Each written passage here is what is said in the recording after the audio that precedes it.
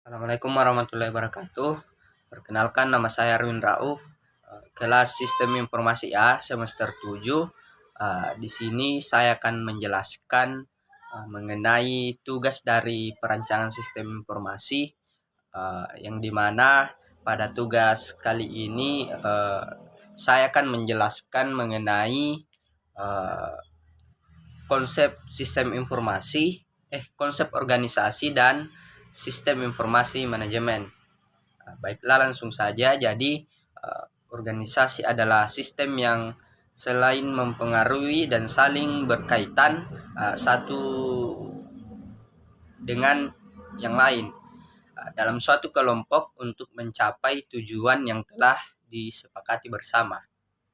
Jadi ada beberapa unsur-unsur organisasi yang merupakan elemen-elemen yang saling terkait dengan satu yang lain untuk mencapai suatu tujuan organisasi tersebut.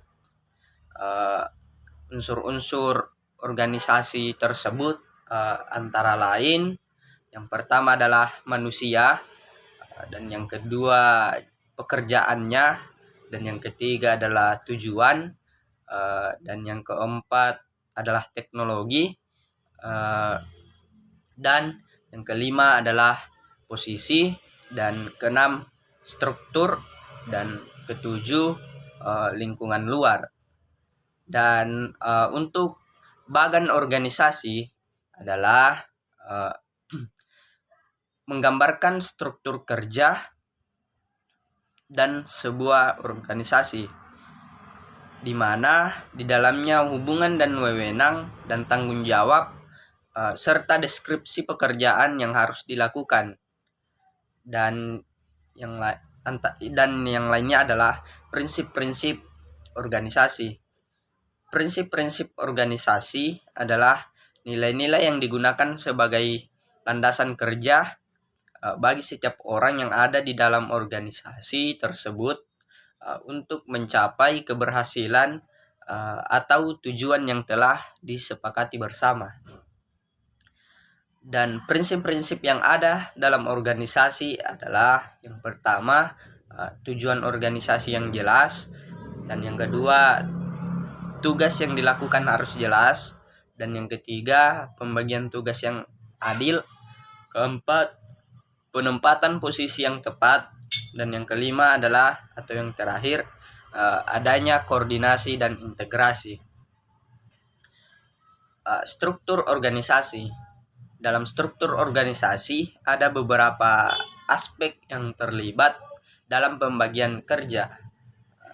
Itu satu, pembagian kerja. Pembagian kerja adalah pemecahan atau pembagian tugas yang kompleks ke dalam komponen-komponen sehingga seseorang akan bertanggung jawab penuh dalam ruang lingkup pekerjaan yang lebih terbatas, sehingga dalam melaksanakan pekerjaannya lebih efektif dan efisien. Dan yang kedua adalah departementalisasi, adalah pengelompokan pekerjaan ke dalam suatu departemen kegiatan yang serupa dan berkaitan secara logis. Dan yang ketiga adalah koordinasi. Koordinasi adalah suatu integrasi tujuan-tujuan dan kegiatan-kegiatan unit atau departemen-departemen fungsional yang terpisah supaya mencapai sasaran perusahaan secara efisien. Dan selanjutnya adalah sistem informasi manajemen. Sistem informasi manajemen atau biasa dikenal dengan SIM merupakan suatu sistem yang biasanya diterapkan dalam suatu organisasi untuk mendukung pengambilan keputusan dan informasi yang dihasilkan. Dan yang pertama adalah manfaat sistem informasi manajemen.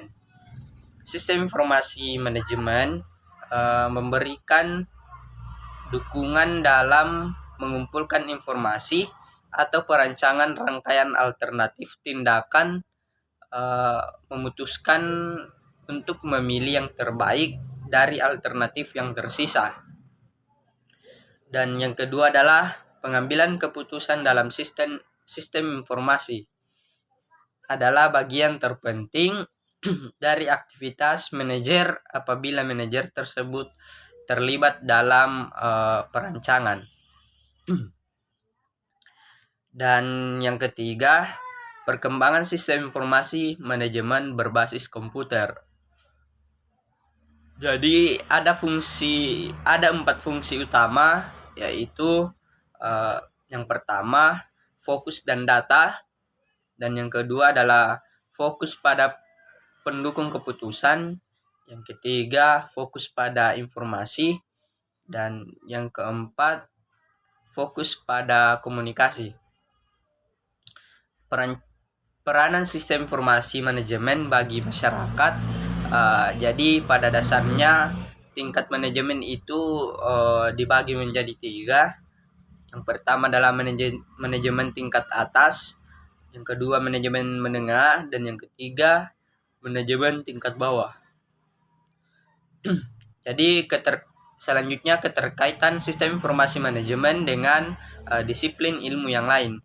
Banyak ide yang merupakan bagian dari sistem informasi manajemen yang ditemukan dalam disiplin ilmu yang lain.